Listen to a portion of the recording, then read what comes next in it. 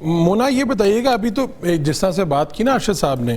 پہلے تو میں خبر کے اوپر چاہوں گا کہ خبر کیا ہے اسلام آباد میں. یہ تو ہم سنتے آئے کہ تیاریاں مکمل ہیں، جس طرح سے پبلک کو بھی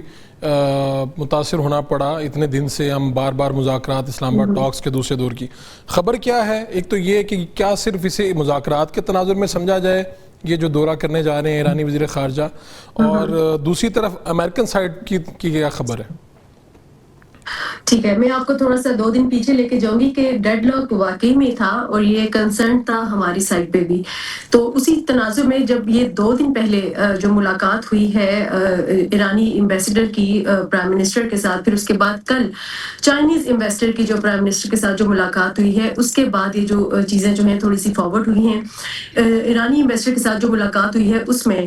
جو پریزیڈنٹ ٹرمپ کے ساتھ فیلڈ مارشل کی اور پرائم منسٹر کی جو بات چیت ہوئی تھی، جس کے بعد سیز فائر میں اضافہ ہوا تھا انڈیفینٹ پیریڈ کے لیے، تو اس کے بعد سے یہ پیغام رسانی کی گئی بیک ٹو ایران میں. تو پھر اس کے بعد جو آج جو رابطے ہوئے ہیں، یہ سب ایک کڑی میں آپ اس کو چین میں دیکھیں تو یہ ساری 2 دن میں یہ ساری پروگریس ہوئی ہے. تو جہاں تک بات ہے کہ ایرانی وزیر خارجہ کا اسلام آباد میں دورہ،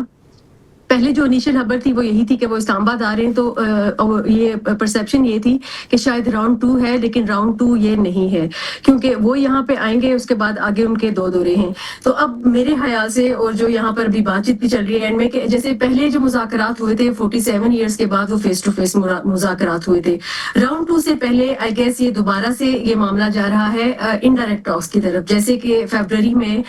مسقط میں ہوئے تھے اور جنیوا میں ہوئے تھے. تو اب یہ اسی طرح کا سلسلہ ہے کہ پہلے ایرانین ٹیم وہاں سے پیغام لے کے پاکستان آئے گی، اور بیسیکلی جو یونیفائڈ پروپوزل بھی بنایا جانا ہے، جو کہ ٹرمپ صاحب نے کہا ہے کہ اسی کے لیے سیز فائر کی مدت میں اضافہ کیا گیا ہے. تو اب اس پروپوزل کو بنانے کے لیے بھی ان کو سیپریٹلی بھی اپنے ان دوست ممالک کے ساتھ، اسپیشلی پاکستان میڈیٹر ہے اور عمان ان کے کلوز ایلائی ہیں، رشیا ایران کا کلوز ایلائی ہے، تو ان سے اس معاملے میں فیس ٹو فیس جا کے بات چیت کرنا، مشورہ لینا، کیونکہ کنسلٹیشن کا لفظ استعمال کیا گیا ہے عباس اراغچی کی جانب سے. تو یہ کنسلٹیشن جو ہے یہ جا اسی طرف ہی رہی ہے، یونیفائڈ پروپوزل اور پھر سیکنڈ راؤنڈ. لیکن آئی تھنک کہ ابھی امیڈیٹلی ہم سیکنڈ راؤنڈ کو ایکسپیکٹ نہیں کر سکتے، کیونکہ وائبز ابھی یہاں پہ نہیں ہیں، اور یہ بھی وائبز ہیں کہ عباس اراغچی صاحب کے جانے کے بعد یہاں پر ہم ایکسپیکٹ کر سکتے ہیں امریکن ٹیم کو کہ وہ بھی، لیکن وہ لیول جے ڈی وینس کا آف کورس لیول نہیں ہوگا.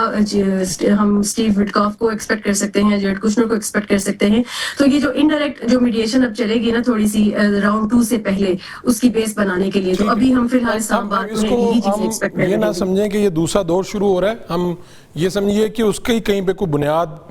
پڑ رہی ہے، اسی طرف جا رہی ہے کوئی بات. اگر ان کا اگلا دورہ نہ ہوتا پھر ہم یہ سمجھ سکتے تھے کہ he stay and then next American team will arrive here, but